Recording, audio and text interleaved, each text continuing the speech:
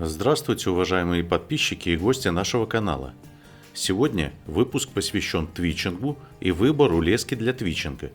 Имеется в виду плетенка и флуорокарбон. То, что плетенка прекрасно подходит для твичинговой проводки воблеров, все знают. А вот зачем нужен флуорокарбон и какие там скрываются нюансы, знает уже очень мало рыболовов. Итак, давайте разбираться. Я уже много лет очень люблю ловить рыбу с флуорокарбоном. Причем ловлю не только на воблеры, но и на джиг.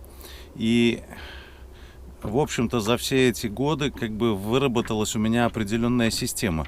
Флуорокарбон, конечно, это не панацея, но в определенных условиях он работает очень-очень хорошо даже в джиге. То есть многие рыболовы считают, что джиг и плетенка это только близнецы-братья. На самом деле можно ловить на джиг, используя флуорокарбон. Но тут есть важный момент. Нужно внимательно относиться к весу огрузки джига,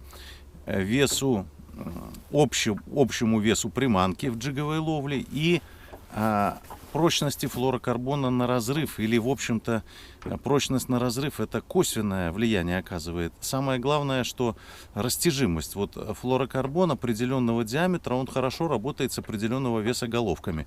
И поэтому, если, например, ловить там, например, на флуорокарбон прочностью на разрыв 10 либров, то это где-то до 10 граммов хорошо работать джигами. Если, например, 12 либров, то от 10 где-то до 14 граммов можно очень хорошо ловить с флуорокарбоном. Ну и, соответственно, если, например, выбираться с воблерами, то то же самое, сохраняется вот эта зависимость. Если мы ловим, например, на маленькие воблеры, то надо менее прочный флуорокарбон, у которого растяжимость соответствует весу и сопротивлению воблеров на проводке. И если, например, ловим, на 130-е воблеры, как я сегодня 5 собираюсь ловить, то очень полезно использовать флуорокарбон с прочностью на разрыв 14 либров.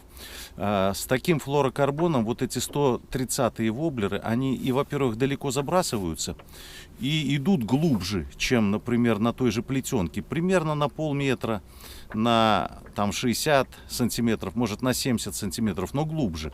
И кроме того, на флуорокарбоне воблеры работают лучше, потому что старт воблера получается такой мягкий. И флуорокарбон в момент рывка, он растягивается, воблер мягко начинает стартовать. Потом, после того, как он стартанул, флуорокарбон опять растянулся и сложился.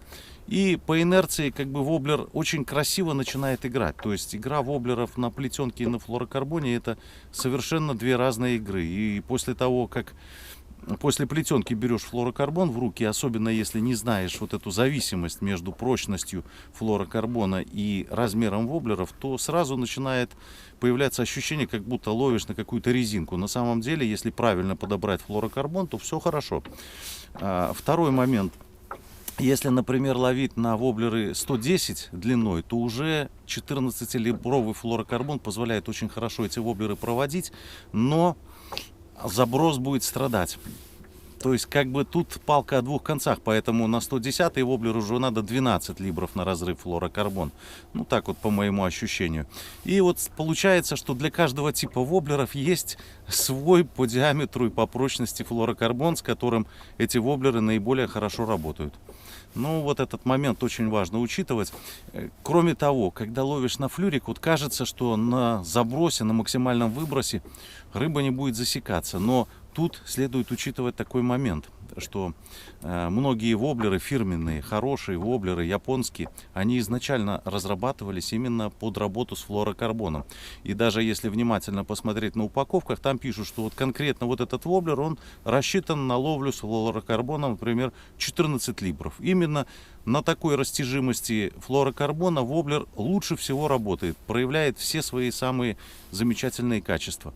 И поэтому, когда после плетенки берешь в руки флуорокарбон, то появляется очень такая интересная тенденция, что рыба клюет просто лучше. То есть ты ловишь, ты видишь, воблер играет лучше, красивей, и рыба ловится лучше. Поэтому, если соберетесь когда-нибудь ловить на флуорокарбон, то нужно обязательно вот это соответствие диаметра и веса воблера соблюдать. Флуорокарбоновая леска имеет приличный вес. По этой причине она на проводке тонет и сама дополнительно подгружает воблер, а также находится с ним практически на одной линии. При этом на рывках удилищем леска дергает воблер вперед и даже вперед и вниз. При этом воблер очень хорошо включается в игру и старается занырнуть еще глубже. При ловле с плетенкой, которая является плавающей, ситуация другая. Леска располагается в воде дугой, направленной вверх. И при рывках удилищем воблер начинает тоже двигаться вверх под острым углом. При этом воблер на рывках как бы стремится немного потерять рабочую глубину и кроме того включается в работу хуже, чем с флюриком. Заброс с флуорокарбоновой леской всегда получается чуть короче, чем в случае с плетенкой. Кроме того, флюр имеет приличный вес. По этой причине на шпулю мультипликаторной катушки лучше наматывать не более 55 метров лески. Подмотку под флюр, если необходимо, желательно делать из спеченной плетенки, которая почти не впитывает воду и не будет переутяжелять шпулю. Кстати, с флюром и мультом все воблеры летят строго хвостом вперед, причем даже те, которые не имеют системы дальнего заброса. Леска в полете как бы немного подтормаживает воблер и ориентирует его именно хвостом вперед. Я замерял дальность заброса болизонга на 14-м флюре, и по лазерному дальномеру у меня получалась дистанция примерно от 40 до максимум 45 метров.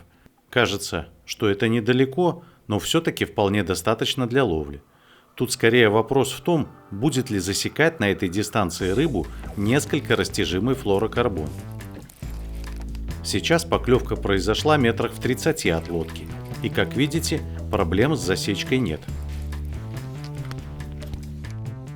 С вываживанием рыбы на флюрике так вообще получаются сплошные плюсы. Даже зацепленная буквально за кожу одним крючком рыба в очень редких случаях умудряется сорваться. Леска отлично амортизирует все рывки и дополнительно снимает нагрузку с удилища. Словами передать это ощущение довольно сложно. С флюриком леска на вываживании всегда получается натянутой, как бы рыба не пыталась ослабить ее. С плетенкой вываживание всегда более нервное и напряженное.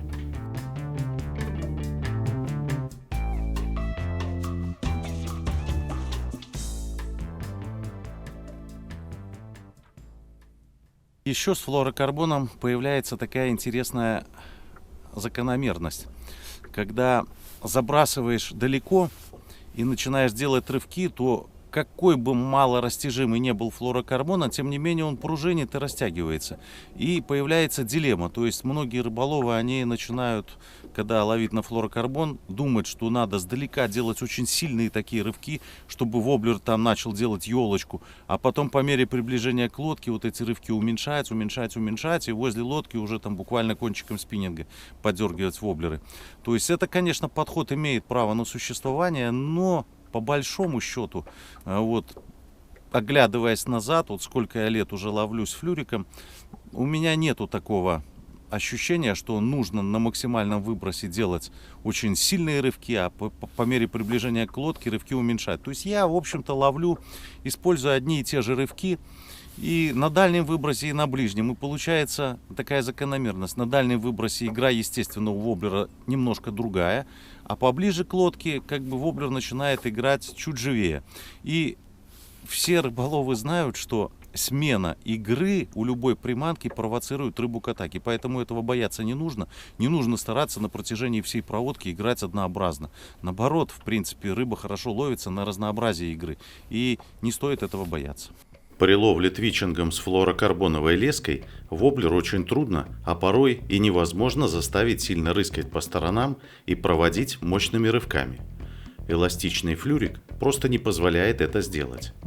Однако, если исходить из того, что 95% рыбалок мы имеем дело с пассивной рыбой, то в этом нет ничего плохого, а даже наоборот.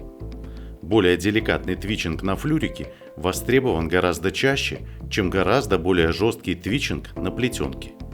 Если в определенный момент ловли нужен именно жесткий, агрессивный твичинг, то можно достать запасную мультипликаторную катушку с плетенкой и за пару минут перестроить снасть. При ловле с лодки, так вообще у меня всегда рядом лежит в полной боевой готовности спиннинговая снасть с плетенкой и крупным воблером. Как ни странно, но при твичинге с флюриком у меня лично спиннинговая или даже кастинговая снасть с плетенкой чаще всего оказывается невостребованной. Вот и сейчас, до поклевки этой щучки, я примерно полчаса ловил спиннинговой снастью с плетенкой тоже на 130-й воблер, но поклевок не было.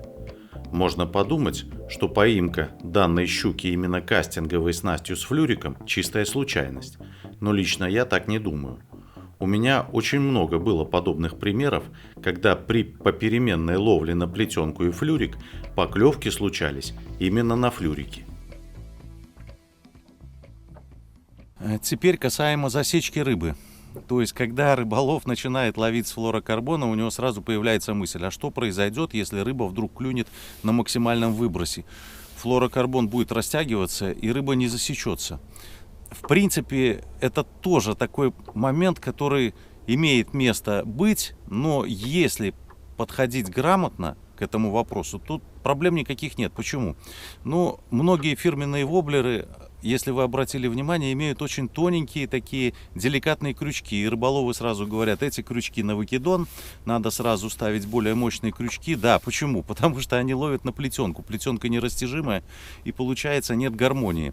А те крючки, которые стоят на фирменных воблерах, они идеально подходят именно под флуорокарбон и рассчитаны на то, чтобы на максимальном выбросе рыбу можно было засечь. И, соответственно, когда я ловлю, например, на тот же болизонг, на рудру, у которой довольно-таки тонкие крючки, никаких проблем нету. То есть на максимальном выбросе, если ты используешь флуорокарбон там, с прочностью на разрыв, например, 14 либров на 130-м воблере, никаких проблем нету с засечкой рыбы на максимальном выбросе. Поэтому бояться этого совершенно не стоит. И кроме того, вот эти тоненькие деликатные крючки на многих фирменных воблерах с флуорокарбоном, они никогда не разгибаются. То есть многие рыболовы думают, щука там сейчас пасть закроет, крючки сложатся. Никогда ничего не складывается.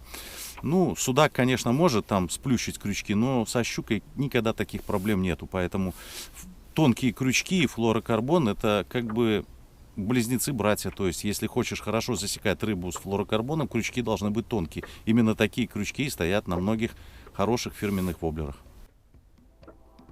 Когда твичишь с плетенкой, то кажется, что можно сделать буквально любую проводку, и нежную, и резкую. Есть и нюансы. Оказывается, что каждому воблеру нужно четко подобрать анимацию, силу и резкость рывков, причем у одного рыболова воблер на плетенке может ловить рыбу шикарно, а у другого вообще не ловить. У плетенки, конечно, есть множество своих плюсов. К примеру, при ловле с берега наиболее удобна именно плетенка, да и с лодки по большому счету все отлично. С плетенкой можно одной снастью эффективно твичить и мелкие, и крупные воблеры. Особенно с плетенкой радует заброс, который явно более далекий, чем с флюриком. Используя плетенку, к любому воблеру можно приноровиться, почувствовать его игру и начать хорошо ловить. Однако все равно, после ловли на флюр, к плетенке в твичинговой ловле появляются вопросы. По крайней мере, у меня лично появляются.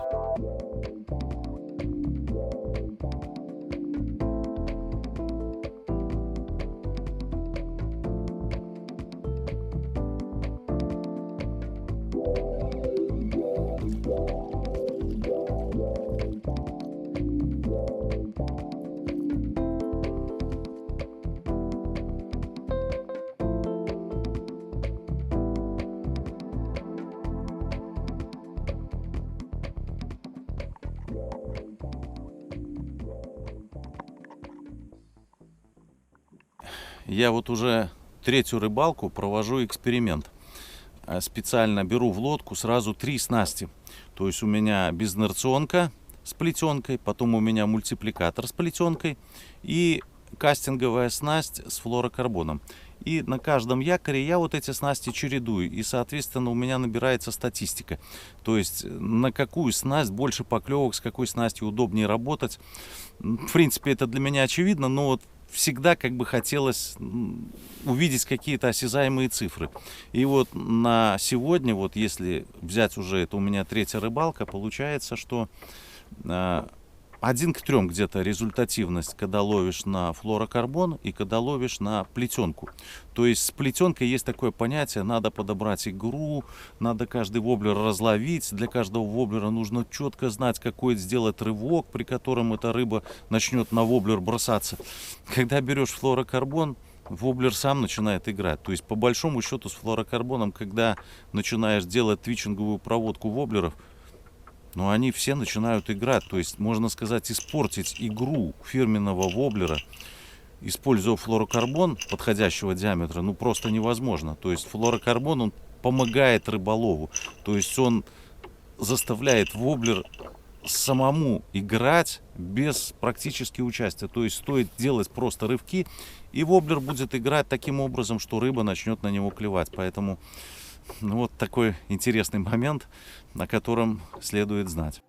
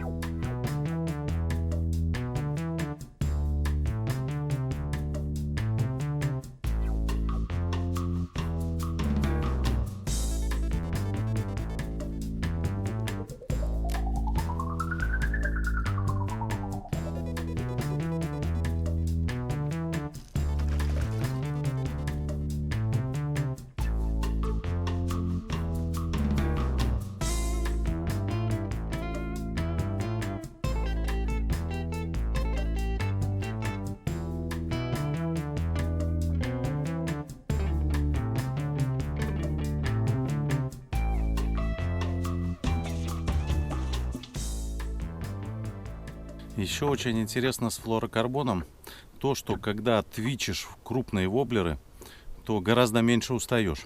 Вот я уже много раз это замечал. Берешь в руки спиннинг с безинерционкой или даже с мультипликатором, но с плетенкой, и кисть устает гораздо больше, чем если ты ловишь на кастинговую снасть с флуорокарбоном. Я не знаю за счет чего, то есть как бы получается после рывка флуорокарбон как-то сам натягивается, сам вот натянулся, расслабился, и связь вот с воблером остается, и кисти ничего не надо делать. То есть ты сделал рывок, воблер сам сыграл, и тебе не надо кистью как-то доворачивать, слабинку какую-то давать, вот как когда ловят с плетенкой, что после каждого рывка, чтобы воблер хорошо делал галсы влево-вправо, надо вот рывок сделал и тут же сдать немножко лески назад, дать слабину, и тогда вот за счет слабины воблер сможет развернуться влево, на следующем рывке он развернется вправо. Но с флуорокарбоном, вот, кстати говоря, о галсах, очень мало воблеров делают галсы, и я не думаю, что вот эти вот галсы, к которым многие рыболовы стремятся, что это какая-то находка, и вот воблер вот непременно должен делать галсы. Вот если он делает галсы, значит он ловит. Если он не делает галсы, значит он не ловит. Или, например, многие говорят, что с флуорокарбоном нельзя воблер на месте там пошевелить. Все можно. То есть там буквально легонечко только дотронулся, и воблер зашевелился. Никаких проблем нету. То есть флуорокарбон начинает растягиваться, когда ты уже делаешь рывок. Вот тогда он растягивается и смягчает как бы игру воблера. А в принципе всю ту игру, которую можно сделать на плетенке, можно сделать и на флуорокарбоне. Поэтому не стоит бояться. То есть если на флуорокарбон половил часа 2, потом берешь в руки спиннинг с безинерционной катушкой или кастинговая снасть с плетенкой, и сразу чувствуешь, что что-то не то. Ну вот на флюрике, ну, приятнее ловить было, эффективнее ловить было, легче, меньше устаешь. И вот это ощущение приходит не сразу. Или наоборот, вот если, например, ловишь долго на плетенку, потом берешь флюрик в руки, раз, два, думаешь, о нет, что-то не то, что-то растягивается, а бы что. Но на самом деле, вот если половить определенное время, там часа 2, например, вот рука уже привыкает к флуорокарбону, ты каждое движение воблера буквально контролируешь на флюрике. А на плетенке ты только делаешь рывки по этому воблеру. Что он там вытворяет, ну ты только можешь себе представить. То есть гарантированно ты сказать, что он там сейчас делает, не можешь. Только на мелководье погонял, посмотрел, ну и как бы понимаешь, что если ты делаешь определенные рывки, амплитуды, частоты, вот воблер будет определенным образом играть. А на флюрике ты все то же самое делаешь, и ты чувствуешь через вот эту снасть на флюрике, как воблер играет даже на максимальном выбросе.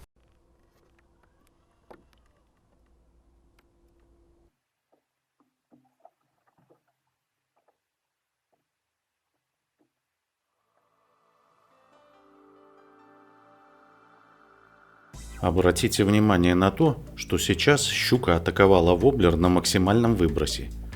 Как видите, с фиксацией поклевки и засечкой рыбы нет никаких проблем. Флюр отлично амортизирует рывки рыбы, и сойти у щуки буквально нет никаких шансов.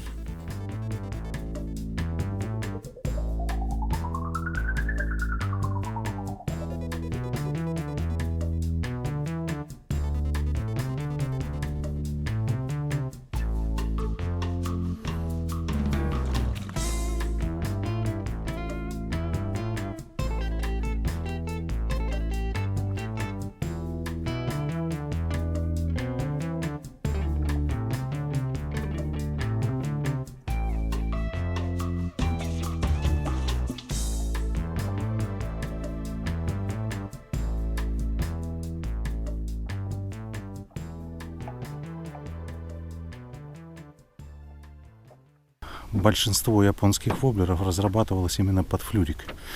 И поэтому, когда берешь флуорокарбон, обычно, если 130-й воблер, это где-то 14 либров флуорокарбон, он начинает отлично играть. Именно вот на этом флюрике он великолепно играет. И заброс хороший, и чувствительность хорошая, и подсечка хорошая. И, кстати, вот тоненькие крючки, многие говорят, что на болизонгах там тоненькие крючки, плетенка разгибает, да, с плетенкой плохо, а с флюриком великолепно. На флюрике никогда ничего не разгибает.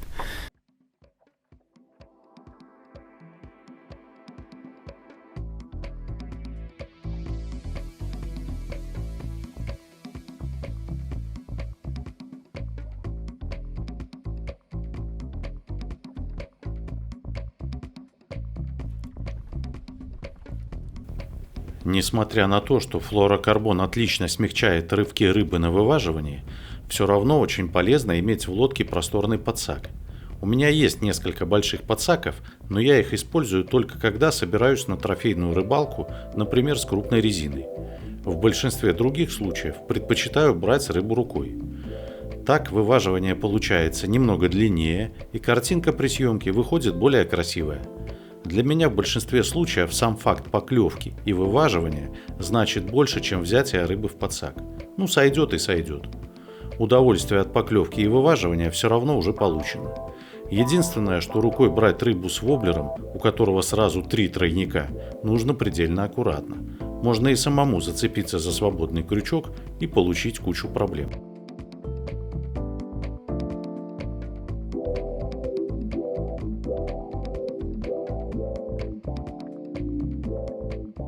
Да, кстати, совсем забыл сказать, что при ловле с флуорокарбоном длинный титановый или струнный поводок совершенно не помешают.